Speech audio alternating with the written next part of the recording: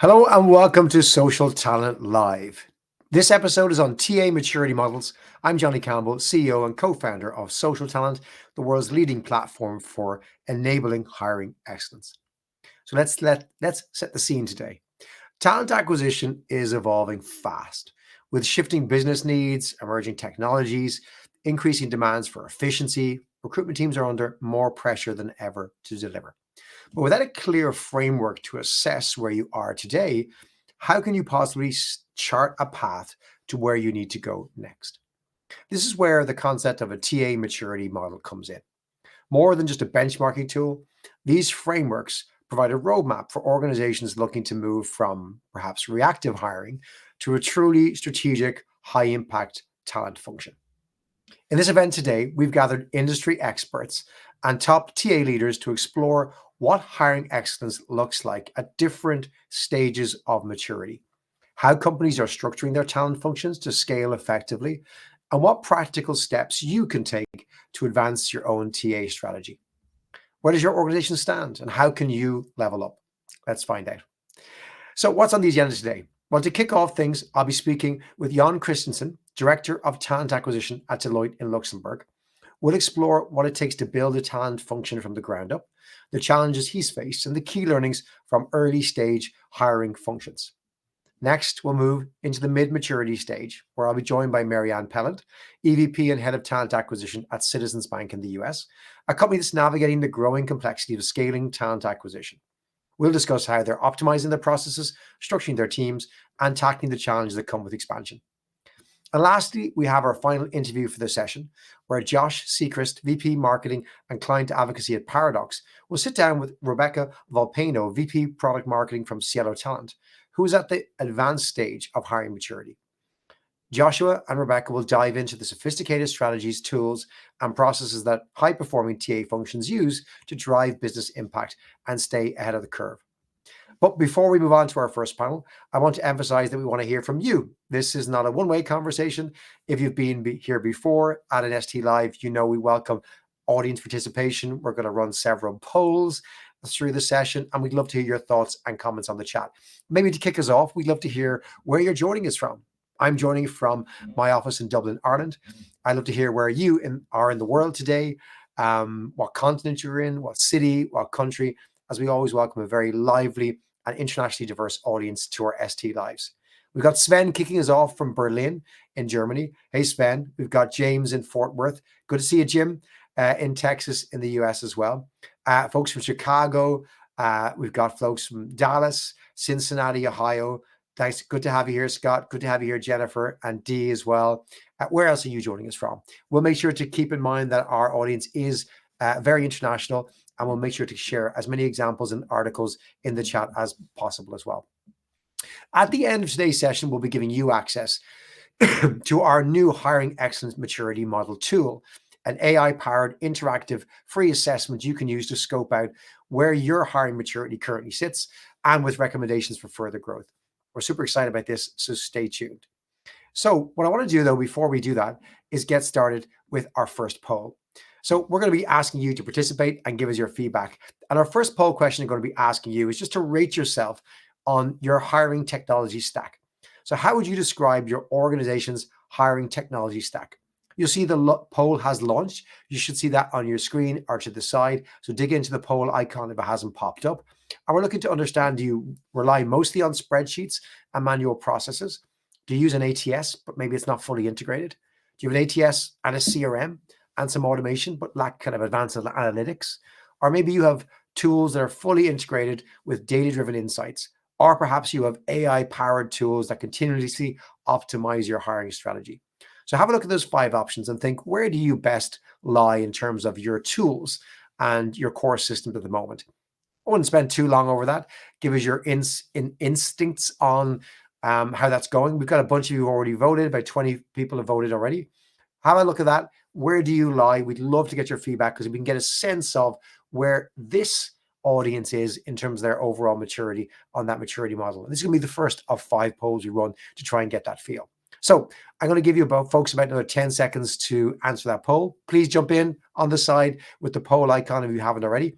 We'll close that poll out in 5, 4, 3, 2, 1, 0.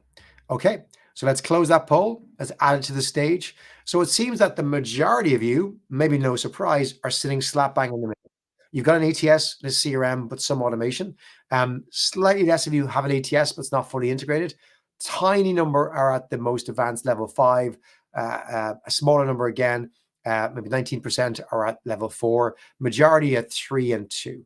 So it seems that we have, from a tooling perspective, most of us are in that 2 to 3 band, a few pushing into 4, tiny number are at the extremes of that. That's really interesting to take into our first session as well. So let me pull that across here. And I want to get one more poll question before we get our first guest on. And this is around your how you track hiring success.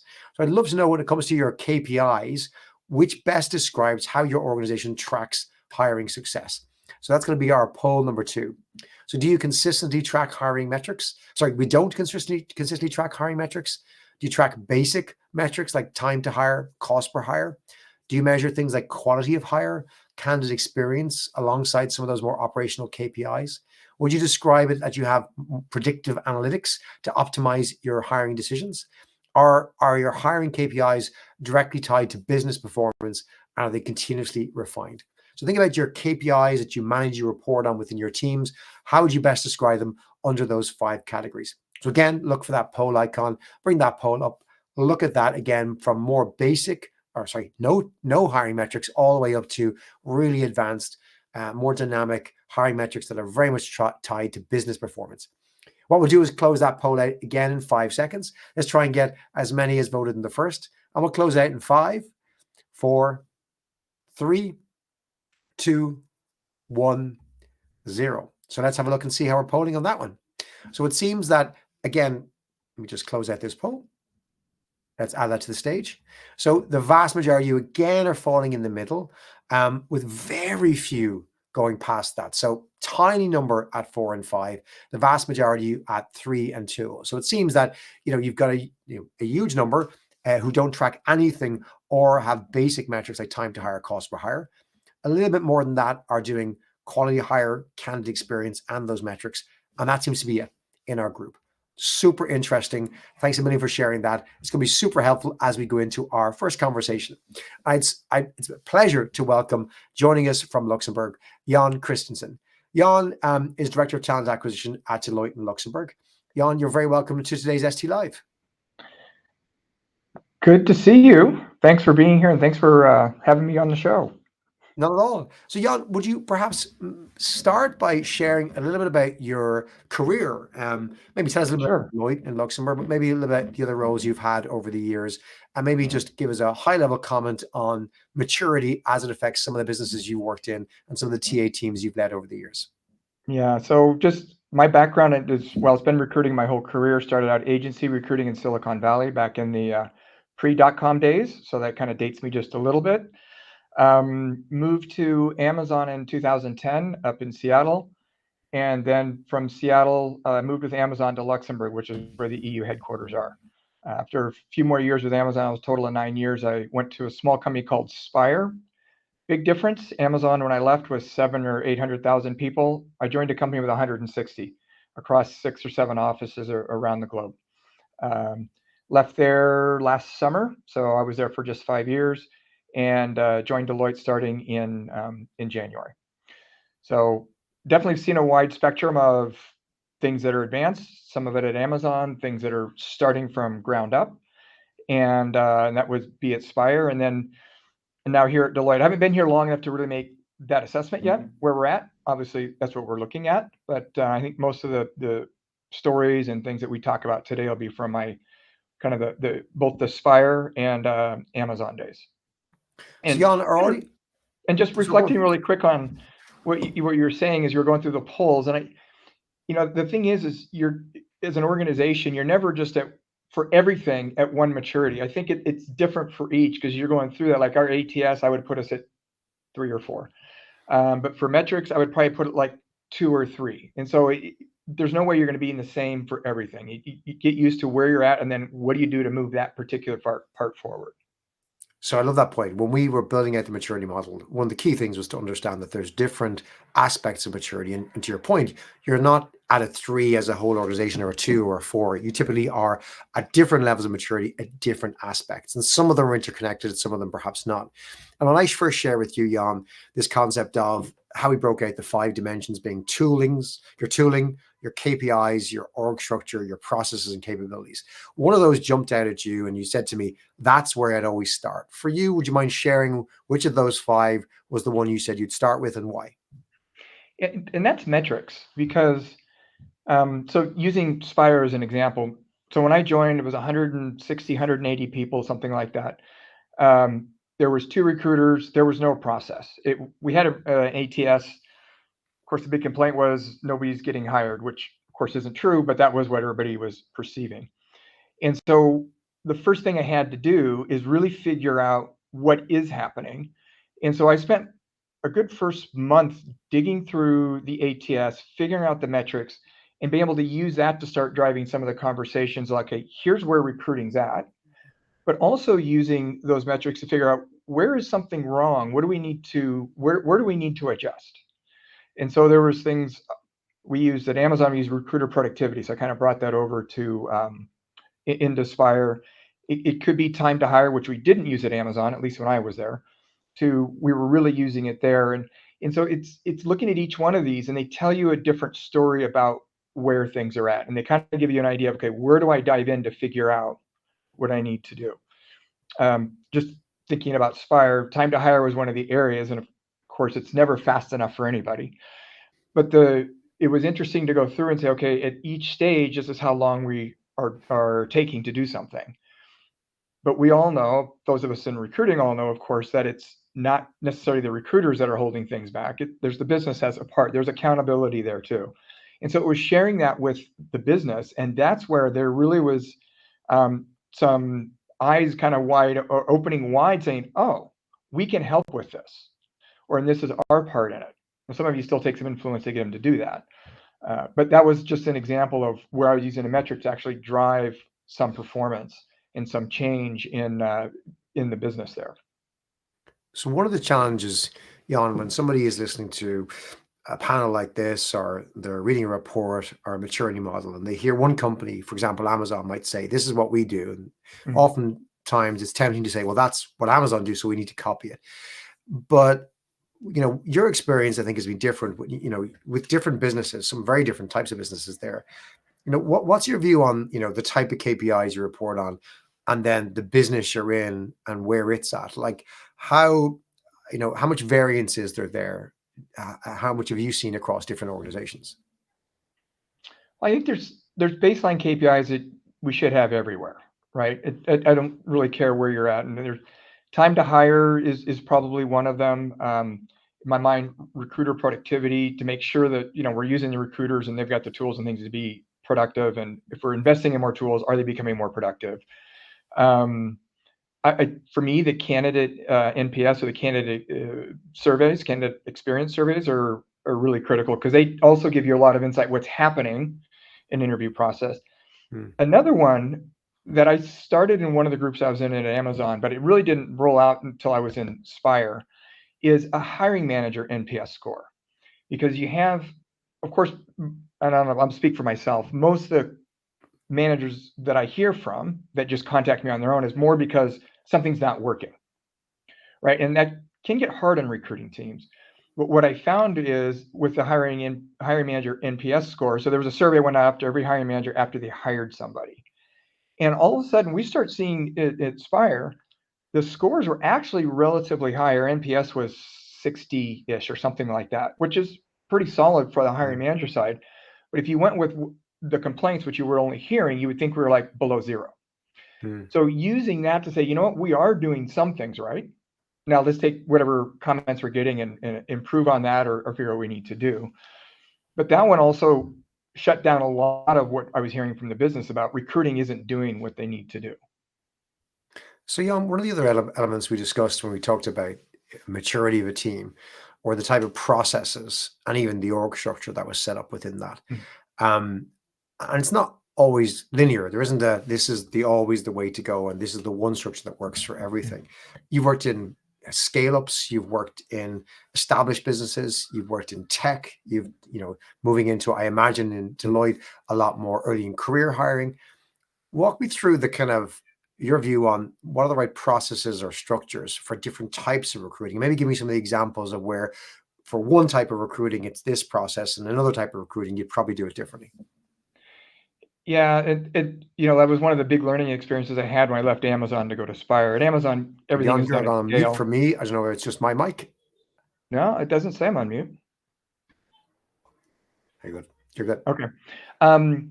So Amazon was very different than, from a scale point of view than you would see at Spire. And it took me a little bit when I moved over that I kind of knew this was going to happen, but the instinct was to go to the same things I'd done before.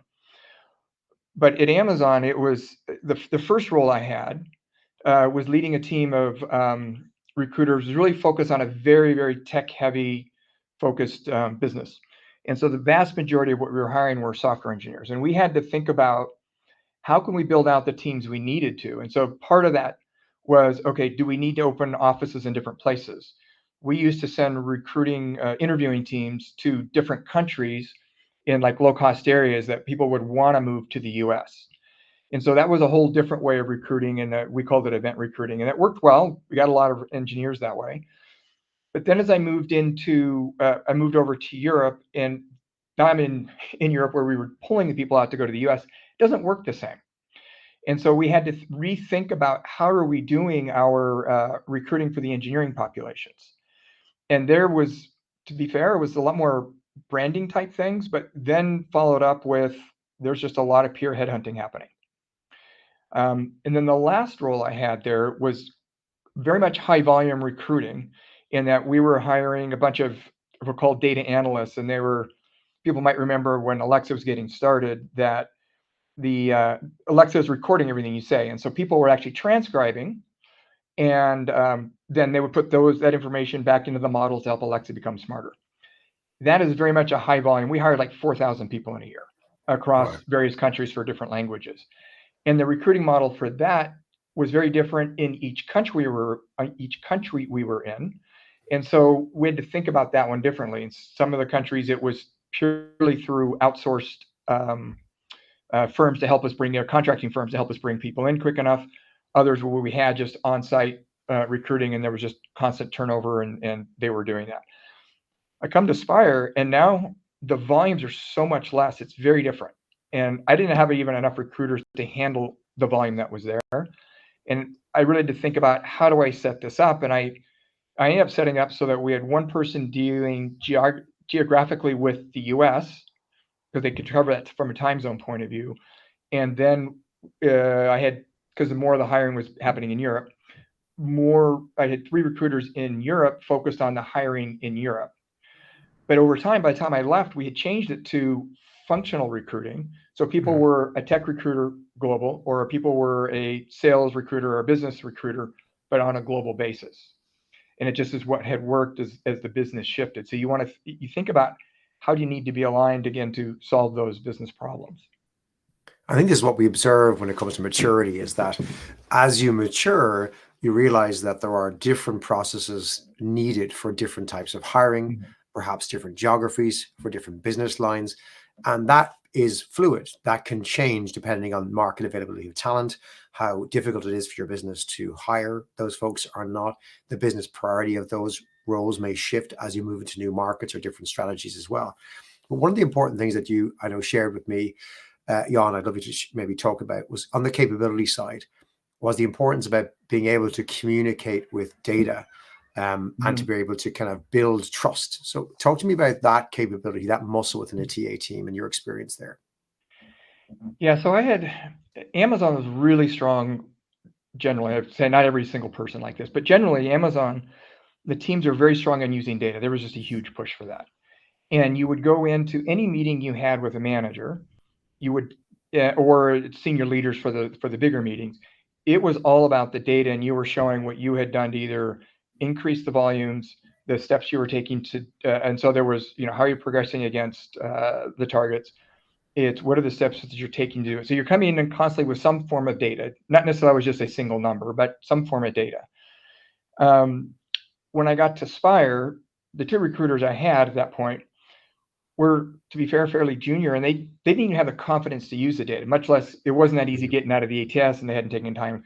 But once I started using this data with the leaders in the company, there was a, wow, recruiting knows what they're doing. And that was for them, it was a comforting feeling. And when I actually left there, and then the person who was backfilling me, I had one of the leaders come to me and say, it just isn't working like it was before. We're not getting the information.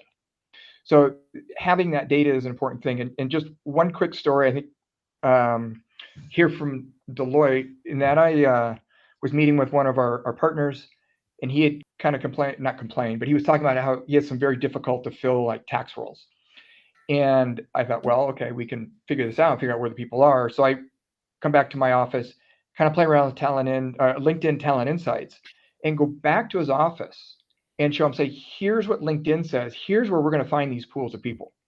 And he was super excited about that. It's the first time somebody had come to him and saying, here's how I can help you. Here's where we're going to go find people, not just random searching on LinkedIn. And so this particular recruiter's on holiday when I was talking to him. So he says, what do I need to do next? I says, well, you and the recruiter can sit down. You guys can play with this and figure out where the right pool of people you are, and then walk through each of the profiles and figure out which ones are the right ones, and then she can contact them. But it was that kind of using, again, data that builds that confidence, builds that trust, that we're here to advise and help them. And that's where, as a team here, I want to get my team to. And my Spire team is the same way. Amazon, a lot of it was already there, so it wasn't as much moving the needle to the right. But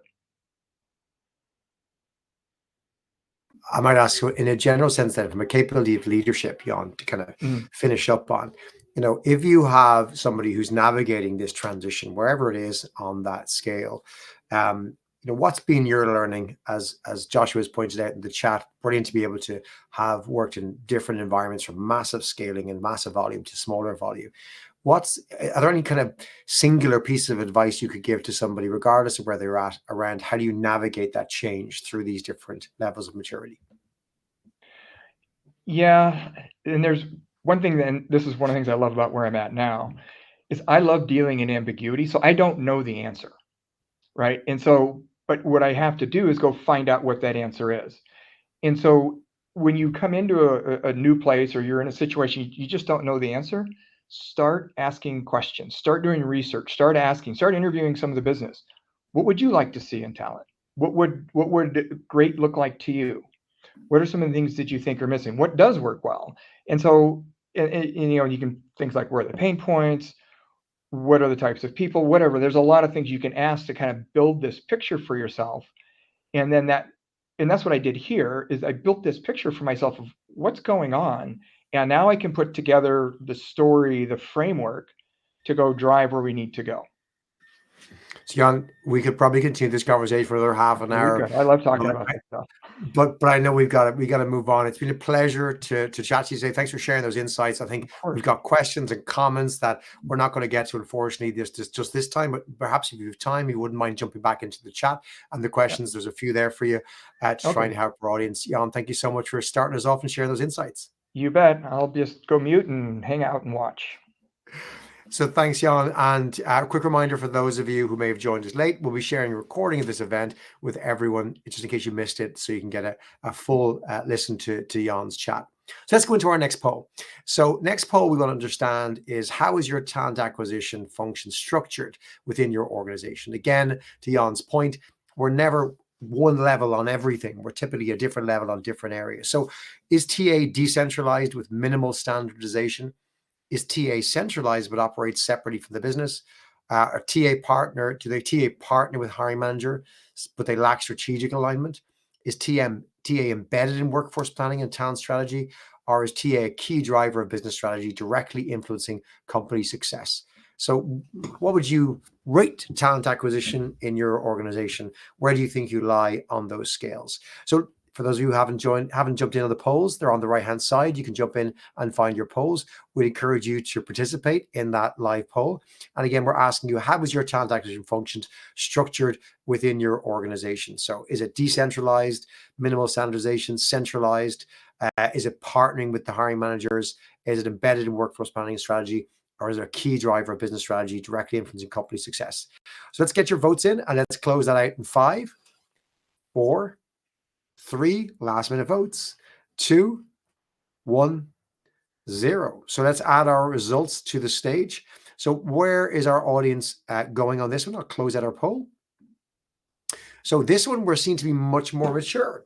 So only a small number here in 1, 2. Again, majority at number 3, but we've significantly more folks at number 4 and 5. We've got about nearly 40% of our folks listening here at level 4 and 5. Still the vast majority, just under half of you at level 3. So again, proof to Jan's point that we're not all at 2 or at 3. It depends on the area. And certainly when it comes to your org structure, seems to be a lot more maturity in terms of the org structure here as well. So I'll close that out, remove from the stage, which brings us on to our next interview. As I mentioned earlier, I'm delighted to welcome Marianne Pelland, the EVP and Head of Talent Acquisition at Citizens, a bank in the United States, to join us here today. Marianne, you're very welcome to your first ST Live, I believe. Thank you. I'm incredibly excited. Thank you, Johnny, and hello, TA friends. Nice to be here.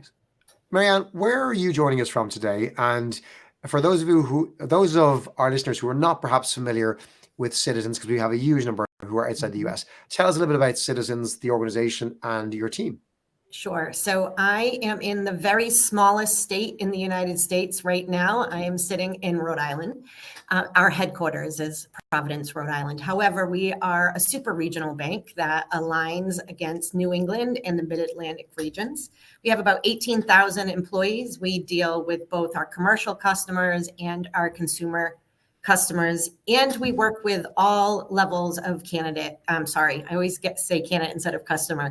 You know where my heart is. So from a customer standpoint, we every segment we manage. So and we truly believe in our credo, which is ensuring people are living up to their potential, both for our customers, our colleagues, and our communities. And so we live and breathe that here. So what kind of hiring volumes are we talking about per year on average? And I appreciate it fluctuates. And what kind of skills are you hiring for? Sure. So most people think banks and they think tellers and bankers. And yes, we do plenty of that.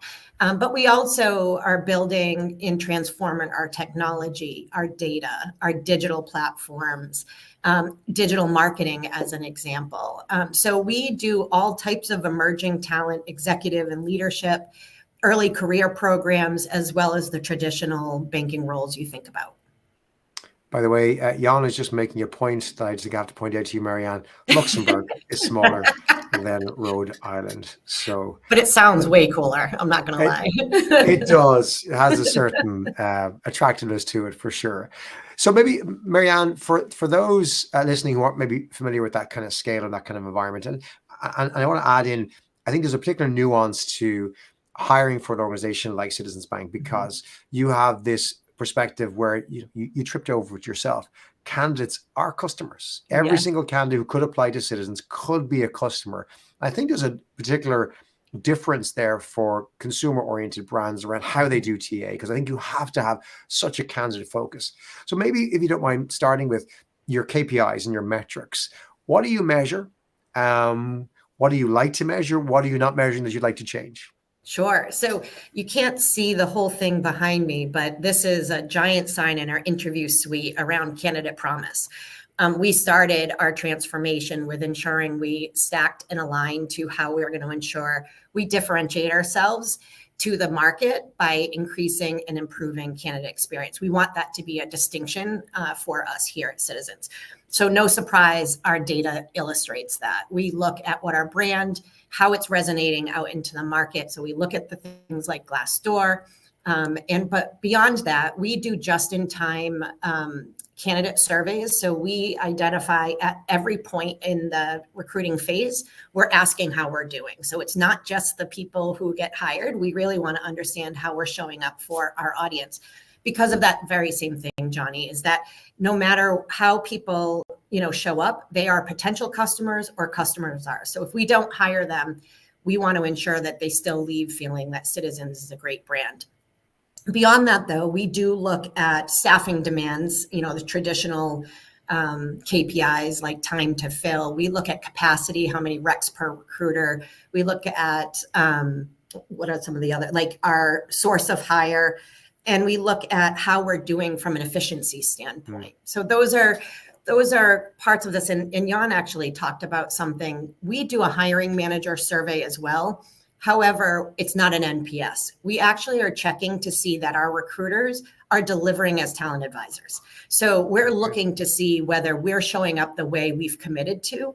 So it's less about them liking us, but more in terms of, are we delivering value? I love that. I love so really checking on the process, and are you delivering on the process and the promise, so to speak. I'm going to put a question to you, if you don't mind, Marianne, that was actually initially for Jan, but I think it's relevant to the point you make.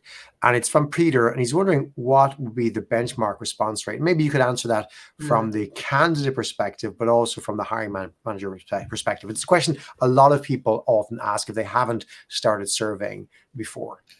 So we've received between a 20 and 30% response rate. And according to our HR analytics team, they feel very good that that's a solid response rate.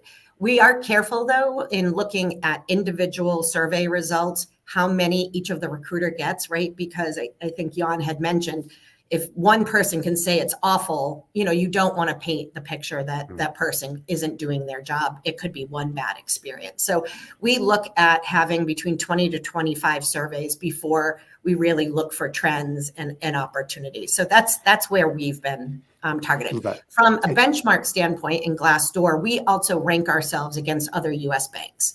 And so all of our reporting and our metrics are aligned against that particular benchmark. But anytime I can get an external benchmark, I use that.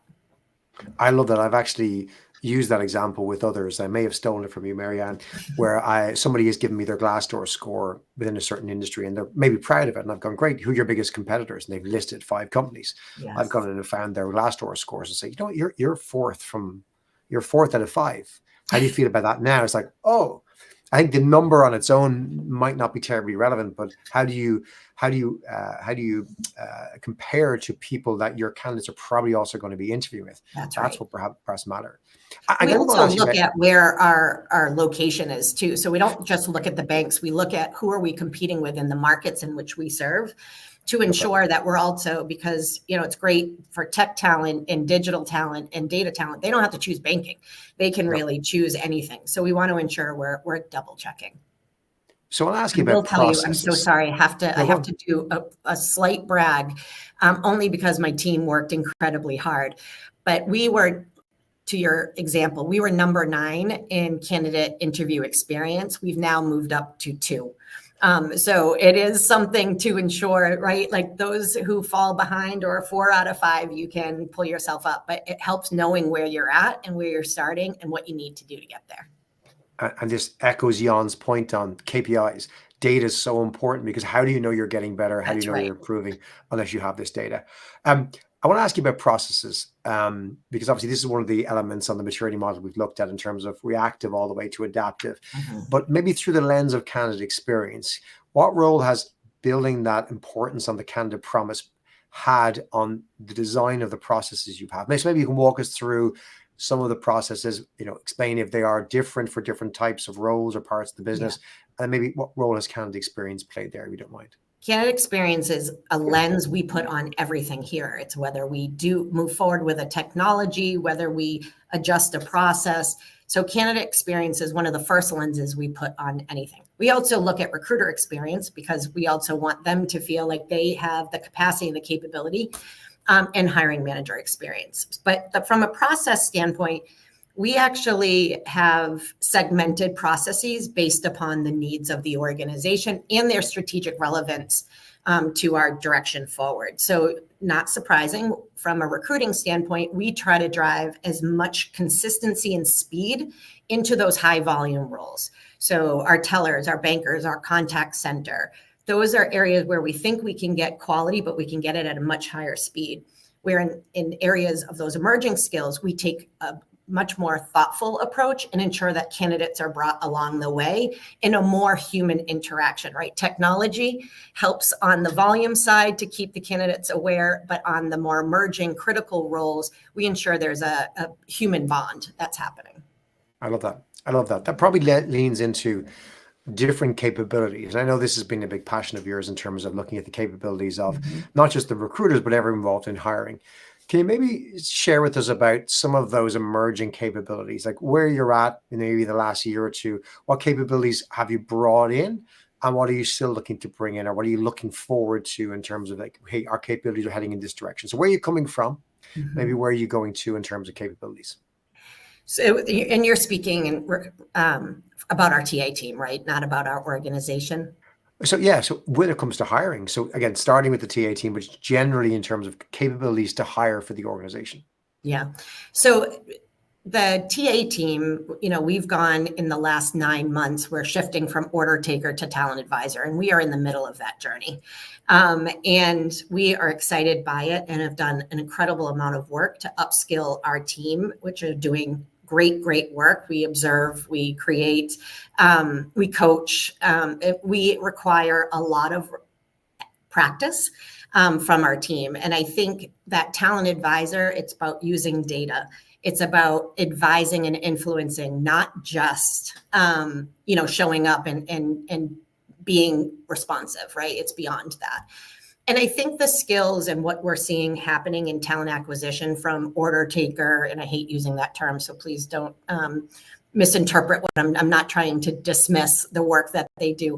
However, the talent advice, I really think we're seeing that transition, not only in talent acquisition, but across talent pools. Looking at data, being able to utilize technology, being able to solve problems, being able to influence and be agile, always learning, right? Those are the skills that we're seeing evolve within any talent organization or talent pools that we're looking for. So I think all skills are continuing to be important, but I think the evolving need to be, working in partnership with technology and data, I think is a critical one. So one area I'd love to kind of expand on a little bit is maybe your tech stack, because you mentioned obviously this need to evolve this capability to be a business partner. And we're seeing this with hiring teams that are trying to, bring in tech. And you talked about automation in parts of your hiring process as well. You're a regulated business though. So maybe the expectation is that, more highly regulated organizations are maybe slower in terms of their tech stack. But would you mind sharing with me, the maturity of your tech stack, where it sits now, what you're experimenting with and why, and perhaps where you see that going in the future? Sure. We are definitely on our journey, but I feel really confident in where we are today. I think we all, at least who was here through COVID-19, the proliferation of TA tech was something I had never seen before, and it perfectly aligned to investments that we could make. And so we were able to really start to transform our tech stack. So we automated our interview scheduling. We have a chat bot. There might be a vendor who you'll be talking later who we work with around that. We use pre-hire assessments and video interviewing. We just are outlining AI matching. That's currently underway as well. And we use Oracle Recruiting Cloud, which is really Oracle's new model and putting a lot of new technology. And just yesterday at Citizens, we launched generative AI. So again, to regulations, you all might be well ahead of that. But for us, we're really now starting to embed that into our practices. Where I'd like to go is to get more optimized, where you have less of individual platforms and really have one kind of super source so that the data can flow and we can ultimately get even more efficiency out of the process. So I have a question here, Marianne, just to go back to a topic from Don Walker. How have the business leaders embraced the change from order takers to becoming talent advisors, I guess, from the recruiters? And how do you train your team to have those crucial conversations with the business if they push back? Yes, really great question. So part of our transformation was to talk to the business about what we're doing and why we're doing it. That helped with having accountability, right? So we're telling them, here's why we're doing it. Here's how it's going to value you. And this is how you can expect us to show up differently. That also helps our recruiters feel confident to walk in differently than they did yesterday. And so it created a buzz and an interest, and it created an opportunity for people to come in and start behaving differently and showing the value pretty quickly. So that would be how we went about it. And Johnny, forgive me, I've lost the second part of your question. That's all right. This is my fault for asking kind of like two-pronged questions, are sharing two-pronged questions. So really, the question, just to bring it back up on stage here from Dom, was how have they taken it, and how do you train your team to have those crucial conversations with the business if they push back? Yeah. Training is so important, and it's really important for you to understand where each member of your team is. Some people will be able to adopt this, have done some level of it already, and can get there quicker. And so there's also another vendor who might be hosting this call that I also work with from a social talent standpoint. We have been very structured in the learning journeys that we've had the recruiters take and the leaders take. And we do it together, leadership and recruiters. And then we hold weekly meetings to talk about how does this look? We learn from one another. The leadership coaches. We spend a significant amount of time ensuring we're building confidence and competence before we put people in an uncomfortable position. Listen, change is uncomfortable, right? But we want to ensure that they have a level of confidence and competence before they move into that situation. So we've been doing this for 9 months, setting the expectations starting in January. So they had a good 6 months to start practicing and getting comfortable before those expectations were led. And the recruiter scorecard changed drastically this year. We actually are only holding our recruiters accountable to the behaviors in which we expect for talent advisors. We've actually taken time to fill away. We've taken their source of hire. We really are testing them for their behavior to help to transform how we show up. Marianne, you've given us a wealth of information in 16 or 17 minutes so far. Even Joshua was saying, love how you segmented various roles, how the process and your team change your approach, your use of tech per role as well. And there's lots more comments and maybe questions for you to dive into, and celebrations and applause. Now I want to give you applause to your team and to yourself as well for a real best practice in terms of how you're navigating that maturity and driving the business through that. I think you're doing a wonderful job, Marianne. Thank you for sharing so much detail on it over the last 20 minutes. I really appreciate you coming on the show. Thank you, Johnny. Thank you, everyone. So that's wonderful. And thank you, Marianne, for that. We're going to go into our final poll, our final 2 polls now in a second. And our penultimate question I'd like to put to the audience is to understand how standardized and or scalable are your hiring processes. So this is our 4th poll, and we're trying to dig into the 4th element of maturity around processes. Answer me this, right? When you think about your own hiring, is hiring ad hoc with no formalized process? Rec opens, just do what you want. Do you have some structured steps, but it varies by department, hard to manage? Do you follow a standardized hiring process, but just struggle to keep it consistent? Or are your hiring processes well-defined, scalable, and data-driven, as in there's a reason it exists and it's built on feedback on information? Or do you continuously optimize your hiring process based on data, feedback, best practice? So it's much more dynamic and always trying to be the best. So where would you land on that scale of 1 to 5, having a look at those? Do jump into the poll. Give us your answers. Love to get your feedback. You've been brilliant so far in our first 3 polls. What we'll do is get your instinctive answer on that. We're going to close that poll out in under 5, 4, 3, 2, 1. And let's see where we're at. So last chance to vote. Okay, let's close that poll, add it to the stage. So again, here we're seeing vast majority in the middle, but actually, again, just like our previous poll, actually a decent number in 4 and some in 5 as well. Only a few of you in 1 or 2. So that's really good. So a lot more maturity around this. So we're all kind of starting at the middle there, much more around processes. Just a reminder, tools and KPIs, we're all much more towards the start. Org structure and processes, we're pushing a little bit more down the middle. So again, to Jan's very first point, we're not all at the same stage for absolutely everything. So that gave me a chance to ask one last poll question for our audience. And this is on our final topic, which is on capabilities.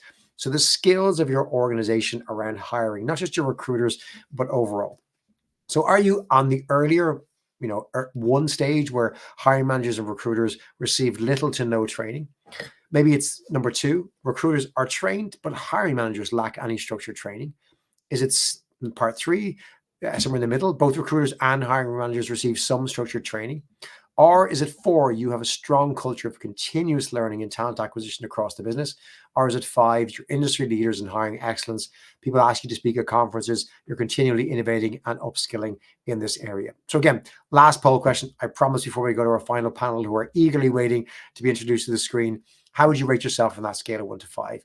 I'm going to ask you to quickly give us your last vote on our last poll here. You've been very good so far. I'll close that out in 5, 4, 3, 2, final chance, 1, 0. Let's close out that poll. We'll add it to the stage.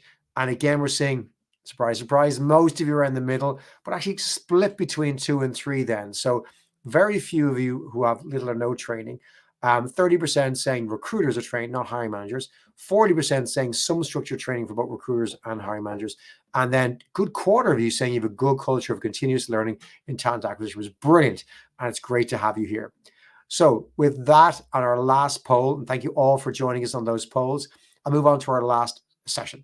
In our final chat on this month's Social Talent Live, I'm delighted to hand things over to Joshua Sechrist from Paradox. Joshua is VP of Marketing and Client Advocacy at Paradox, but formerly the head of talent acquisition at McDonald's, worked in Abercrombie & Fitch. So he is one of us in terms of being in this market, as is his guest, Rebecca Valpeno. Rebecca works in Cielo Talent. I'm sure she'll tell you more about Cielo if you're not familiar with it.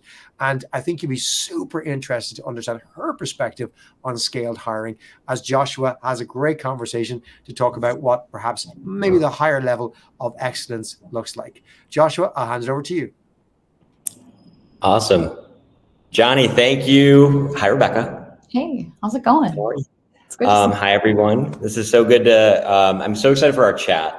I'm going to start with a quick story that's going to then set up how we're going to really structure this, because I love this topic of maturity model. And I think the holy grail for all of us as TA practitioners and strategists is driving ultimately revenue and business results off of all the day-to-day work that we're all doing. So Johnny gave me a nice little layup of before joining Paradox. I was head of global talent acquisition at McDonald's. That was over frontline restaurant hiring as well as corporate hiring. Rebecca, do you remember how many hires we were doing per year? Oh my gosh. Yeah, probably more than Cielo combined. So how many are you doing per year? Let's see, half a billion. Wow. Yeah, so we were doing 2 million, and that's predominantly restaurant hiring. And it was 120 countries and about 40,000 restaurants. And that just keeps kind of growing and growing. But the anecdote I wanted to share, because I think it ties really nicely, and it's why I geek out so much chatting with you, is when I came in, I heard that we were understaffed by about 20% of our restaurants were understaffed. And you'd say, oh, that's probably pretty common in quick service restaurant. If I say QSR to this group, I mean quick service restaurants, fast food. And so like, what's the big deal of that? And what we were able to see is there's essentially a vicious cycle within a restaurant. So if you were understaffed, then it led to more turnover, slower ticket times, right? Like longer lines, slower ticket times. And ultimately we could quantify the revenue loss per day by being understaffed by one person. I can't give you McDonald's exact numbers, but the QSR numbers were essentially $500 on average you lose per day by being understaffed by one person, because you're not getting food out as much. You're slowing things down. Our time to hire when I was stepped in was 21 days. So $10,500 per hire, essentially, that was being lost from a revenue standpoint. So we brought this data to our CFO. We were able to say, hey, we've got really good data that supports that we need to be hiring faster because it's actually revenue driving. And so what we were able to do is we were able to automate a lot, got that down to about 3 days. So a recoup of about $9,000 per hire for the business, resulting in, you do that math, that's over $1 billion in revenue. And it was just really exciting and interesting because it was this like, oh my gosh, TA as a business and revenue driver. And so I think that segues into like can't wait to pick your brain. I think everybody can't wait to hear from you, because Cielo, I mean, you and your executive team peers are running an organization where your revenue is directly tied to talent acquisition results, right? I mean, your business model that we're going to dive into is hiring and actually driving revenue off of that. So we're going to dig in really kind of starting there, and then we're going to kind of pull back as much as you're willing to share. I told Rebecca I'm going to hit her with some hard questions, but obviously she can't divulge all data and results. But maybe let's start with, Rebecca, your background and your role at Cielo, and give us just a touch of what Cielo is, and then I'll kind of dig into the business side. For sure. Well, and when I think of McDonald's, I always think of billion with a B. So I know you were doing substantial hiring and also, serving many customers across the globe. So for Cielo, for those of you who don't know who we are, we're a global talent acquisition partner. We're about mid-market enterprise. So hundreds of millions in annual revenue, and, close to, I would say 500,000 in hires every year. And that's all of us in talent acquisition. So 3,000 employees globally, about 70% of those are recruiters or individuals who are directly in front of candidates and hiring managers. And so as Josh mentioned, we are an entire organization of talent individuals, a recruiting team. So probably one of the largest globally, if I had to guess. And because it's all we do, we spend a lot of time, obviously, looking to figure out how we can do things better, how we can make sure that we are optimized at scale and really in that, highly advanced talent maturity model. For me personally, I've been in HR technology for the last decade. I spent a lot of time trying to understand different applicant tracking systems, how they connect with HRIS tools and other LMS systems. Then I moved into a client success and support role where I got to spend a ton of time with our clients and our candidates to really understand what do we need to bring forward in HR technology to make all of these things really happen and to provide this best-in-class candidate and hiring manager and recruiter experience. I then moved into our product team. So I helped our organization determine what types of products and services should we make available to the market. And then recently I've moved into product marketing. So I get to now share all of the great things that Cielo is working on in forums like this. So I'm really excited to be here. And thank you. You sit on our client advisory board, which kind of helps us advise on our product roadmap and sort of what we should be prioritizing, what we should be building. So a lot of the cool things we bring out, usually it's tied to exactly what TA leaders need, and it's always fun picking your brain. I love the Cielo model of, right, it's how would a TA leader operate if revenue is directly on the line? For all of us, it's directly on the line, but sometimes it takes a couple dots to kind of showcase the direct impact. I mean, for you, there's some really interesting pieces around you need to optimize revenue. You need to create margin, which means potentially bringing some costs down, but your ultimate product, your delivery and experience to your customers has to be a really great product. So there's kind of a balance. And I mean, you all are having to think about this as entrepreneurs, as sort of business C-suite. Can you just kind of talk about that push-pull of managing cost and investment and how you're thinking about that relative to the experience you're delivering to customers and the hiring volume that you need to produce?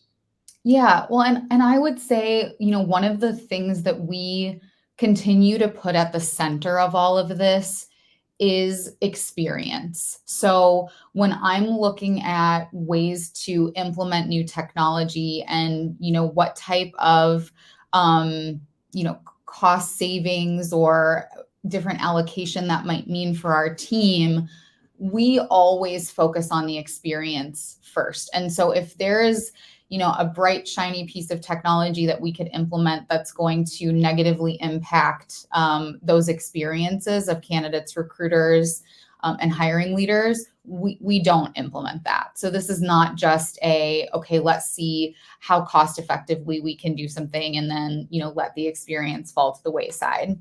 But things that we look at, so using kind of experience as that same core, we look at that to determine where we can and should get better. So we mapped out across the recruiting value chain how much time, resource, is spent in certain parts of the recruiting funnel. And so we found that sourcing was a huge one. So was interview scheduling. So that could have been kind of coordinating a recruiter screen or a hiring manager interview. And we looked at these things where we're like, wow, we're really spending a ton of time and dollars in these areas, not dissimilar to what you were saying about McDonald's. And then looking at technology to, one, make us more efficient in that area from, a time and resources perspective, but also like, how can we make this experience a ton better for the candidate? So that's, and Marianne kind of alluded to this as well. That's where, a partnership with Paradox comes in, and we can automate a huge part of, the administrative burden, but still provide an awesome experience for the candidate and the recruiter.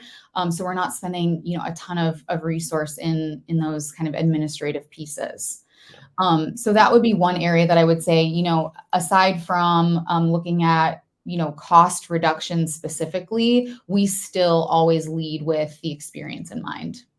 Yeah, ultimately you need to deliver a high quality product. And I love that you're leaning on experience. One of the pieces is we saw automation being able to be kind of a game changer for us within McDonald's. One of the rules we basically said was we can automate as much as we want to, but the candidate experience, because for us, there's 100% overlap, the candidate experience with customers, the candidate experience had to also improve. And so we went from not tracking candidate experience to reporting candidate experience only from candidates who did not receive offers from us, because ultimately those could be customers who were frustrated. But by doing that, it sort of held our feet to the fire on like delivering a great experience.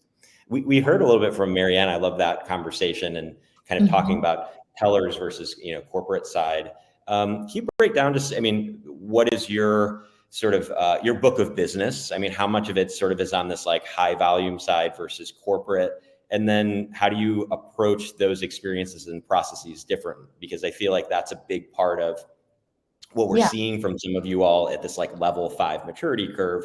There are a couple of things. You're directly tied to business results. So you're almost beyond KPIs that are just TA results. And two, you're really sophisticated on kind of segmenting. Yeah. So for our business, I would say we're about, it really is about half high volume and half kind of professional services or corporate hiring in terms of volumes. And the verticals that we are strongest in, where we have the most clients, are going to be in healthcare, life sciences, and then we've got like advanced manufacturing and retail are kind of like our top 4. And so what we've designed, and I love this kind of in the, the middle of the maturity model, you're kind of going for standardization, right? You're like, okay, we need all of these business units and our recruiting functions to be kind of the same with maybe little nuance, because we're really trying to drive standard process and efficiency. When you get to a bit higher advancement in the maturity model, and especially with some of the AI tools that you can now bring in, you can start to like weave nuance back into the process without it affecting kind of your operational excellence. So what we're seeing with generative AI specifically, you can introduce like hyper personalization into a specific candidate process or into a region, and it won't negatively impact the way that you're operating. So it's almost like you're coming full circle where, Jan started about like, hey, everything's bespoke and we're really responding to the needs in the moment. You almost get the best of both worlds because you are relying so heavily on the technology to provide this operational lift that you get to start kind of adjusting it and fine tuning it to make it easier in certain places. We always talk a lot on kind of the adoption curve, and it was interesting for me. I was one of the first I was the first user at McDonald's for the conversational ATS that Paradox has. And it was interesting jumping over to Paradox because then you kind of saw sort of like early adopters, Cielo being one of them, and then as kind of more folks do that. So it's clear that is more, as you see more people adopting, it sort of gets more comfortable and it's easier to maybe bring to your CTO and your CFO. Cielo is obviously like very much on like the bleeding edge. You're always willing to kind of prototype and try new things. And you've got a leadership team that is like really pushing us for that. I guess it seems like that's one of the things that kind of in this big RPO sort of market gives you a competitive edge. You already kind of touched a little too on experience and those couple things together that you're prioritizing that maybe give you a faster product and a higher quality product. But can you just kind of talk about this? Cielo's sort of been this gold standard within the RPO. How do you keep that competitive edge? What's the secret sauce from a TA standpoint? Help us break that down. Yeah, sure. I mean, it's a big one to break down, but definitely, I think one of the things for us, and you're right, like, I think our organization was founded on innovation. Like our founder, Sue Marks, was always trying to be kind of ahead of the curve, especially with technology. And so we've always had kind of this tech lean. And, now staying ahead of the curve really does mean expanding into more tech. So generative AI, how do we start building some of our own things internally? How do we lean into strong partnerships with, organizations like Paradox to make sure that we're continuously iterating on the process. So I love, the individuals that kind of were in the poll that said, yes, we continually evaluate our process and we're always looking for the next best thing. I would say Cielo is right there alongside you. And where we get that information, like where do we innovate? What do we iterate on is definitely coming from our client base. It's coming from our candidates. It doesn't mean that we always implement exactly what they're asking for. It might be that we, obviously we take the sentiment and try and figure out like, okay, this is the end goal, the outcome that they want or that we want. And how do we kind of work backwards from that and start designing with the end of that in mind? I would say, I'm also just really lucky to work with a lot of individuals who aren't afraid to ask some of the big, challenging and kind of, hairy questions that are out there. I mean, perfect example, we have a conversation with our chief product officer probably once a month where he's like, what if there are no more resumes? What if there are no more requisitions? And so some of us, it's like, whoa, okay, give us a minute to like digest exactly what you're asking us to try and think through. But I think it's asking kind of those big questions of yourself, like having the courage to say, like, what if we did blow this whole thing up? Like, what would happen? And what would we want to land at the result of that? So don't be afraid to ask the big questions, I guess I would say. I think you're making a lot of us jealous though with maybe the risk tolerance of your leadership team. I think sometimes those larger organizations, it's really hard to get it through legal. It's really hard to get it through C-suite. Yes. So it's neat that you almost have this green light and you're a fun one to listen to on stage and through these, because it's like, because you have that green light, you're kind of getting to dabble in some stuff a little bit before maybe the rest of us, which is, I think, really, really cool. I wanted to dive into KPIs. Sure. What can you share? What would be unique to share? Kind of just knowing how much your TA team ties to ultimately the revenue you need to drive. What does that look like within Cielo? What are some of your favorites? Yeah, well, and so kind of just before I get into that, so as I'm sure everyone now understands, our organization, we live and breathe talent acquisition. That's all we do. And so that is what drives our revenue. And so for us, we're generally compensated when a role closes. That is the measure of success for us. So we have to be like really operationally efficient throughout the process. But now when we look at like advanced talent maturity, it's not enough to just say like, great, we closed the role and we're done. But how are we starting to embed ourselves into the organization as the strategic workforce planning partner? How are we measuring? So to start to answer your question about KPIs, really trying to pick apart quality of hire. Like what exactly does that mean? It's a bit elusive. And how are we going to measure that? So things like employee check-ins and engagement throughout their 30, 60, 90-day mark. things like, time to performance in their role.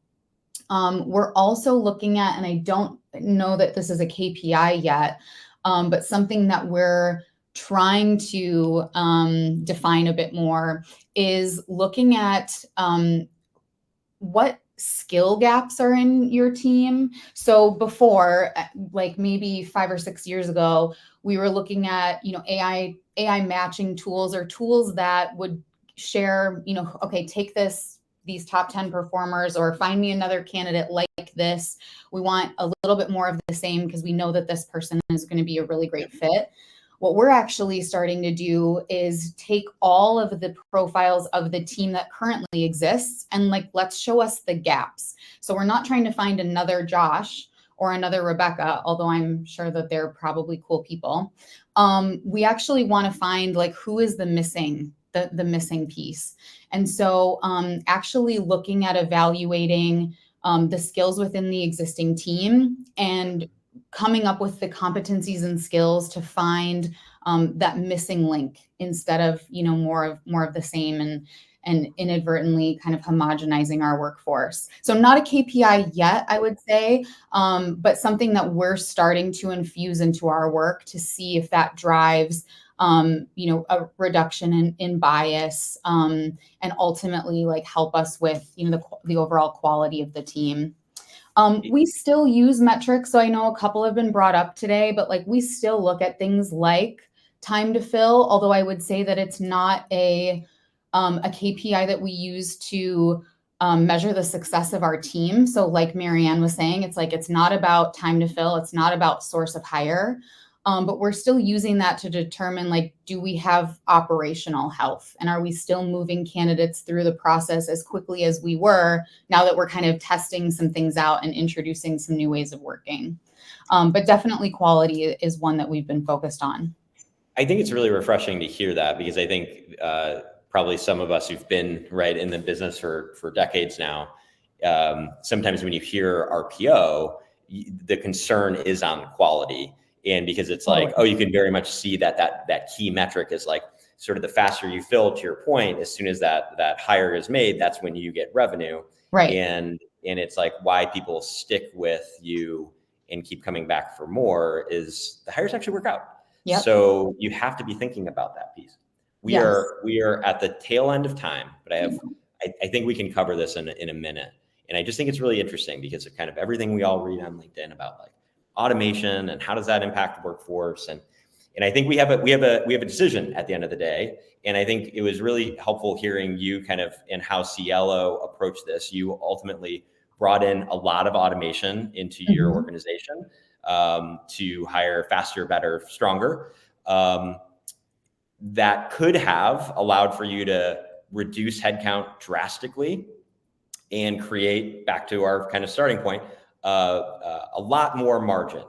You ultimately decided to not do that and did something else instead. Can you just kind of walk through sort of the decision-making process you did there? Yeah, I mean, again, I think technology really allows us to do more with more. I think we always go into a conversation with a tech provider thinking how is this going to make us more efficient? And that generally equates to a smaller team. I think some of us as TA leaders think is this going to decimate my team if I implement this? And then I won't have the people to kind of pick up the pieces if we need to make some changes. And so I think going into it and thinking about how much more can you actually get to, opening the aperture and really figuring out are we actually able to get to more talent? Can we start to have conversations around skills and competencies? And so for us, it was really about how do we provide this level of service to our clients that is more than what, our competition is providing? Because maybe some of them are focused a bit more on cost, and we're trying to say, this is actually going to allow them to do more things. And again, going back to Marianne's comments about becoming a talent advisor, we don't want our recruiters to be order takers and for it to be very transactional. We want them to be providing this level of service. So for us, it is about elevating the experience. It's not about the cost savings. I mean, Yeah, they're really, they're there. I want to, I want to be transparent with everyone. You put there's going to be, individuals on the team that move into other roles, and again, like assessing skills and competencies is a huge part of that. But go into it with the mindset of like, how can we actually do more with this technology instead of, this meaning a lot less for us. well, and it's a sophisticated conversation, and some of it's driven by your C-suite, and you all anchoring your key data points on the key like business results that are needed, which are like pretty simple, largely revenue and margin. And by you anchoring you kind of overall team on on those, it actually allowed for a really helpful conversation of, hey, we're at a point in time where we can increase productivity and increase volume, which could increase revenue, but we're going to need our cost infrastructure to go up a little bit. But the bet here in our numbers would say that creates more margin along with more revenue. We think we should go in that direction versus just staying at the same productivity level but reducing costs. Yes, margin would go up, but ultimately there'd be less pie at the end of the day. And I think that's just like, you all are thinking like it's business people, and within that it's really smart and savvy numbers, but also your ultimate product you deliver, which for you is fantastic employees and a fantastic experience to your clients, has to be in place. Otherwise it's short-term gains instead of long-term gains. So it's always so wonderful picking your brain, and thank you for joining, and hopefully everybody got a lot out of this, and I'll kick it back to Johnny to close out. Thank you, Joshua. Thank you, Rebecca. I think we are all welcoming the Rebecca and Joshua podcast on hiring excellence, which could come out of that. So thank you both for that. And I can't believe it's time already. We're over time to wrap up. But thank you so much for our audience for remaining. Huge thank you to Jan Christensen, Marianne Pelland, Joshua Seacrest, and Rebecca Valpeno. I also promised you all earlier that we would give you access to our AI-powered hiring excellence maturity model. Our team is putting the link into the chat right now, and we'll make sure to follow up with an email. Do give it a go. We'd love your feedback. It's an opportunity for you to assess your own maturity and get real insights and tips on how to move on each of those levels and what great looks like. If you'd like to hear more about us and our online training offering, you can visit us at SocialTalent.com or email sales@socialtalent.com. But don't forget to join us in May, where we'll be having our next Social Talent Live to dig into the topic that Marianne brought up that is such a big topic this year, which is how to be a talent advisor and what does Talent Advisor 2.0 look like. We'll have a fantastic group of panelists, including my good friend John Vasilika joining us. That's on the 28th of May at 4 p.m. UK Irish time. That's 11 a.m. on the East Coast of the US and 8 a.m. on the West Coast. Do check out Google for your time zone. We'll be following up in the coming days with an email containing a full recording of this session, so keep an eye out for that. And we'll be sending you a feedback survey right after this. Do fill it out to let us know what can we do to improve your experience on our next ST Live. And last but not least, a huge thanks to our production team at Social Talent, Roisin, Simon, David, Holly, Niall, everyone who helped make this look easy. I know it wasn't, and it was great hard work. Until next time, bye for now.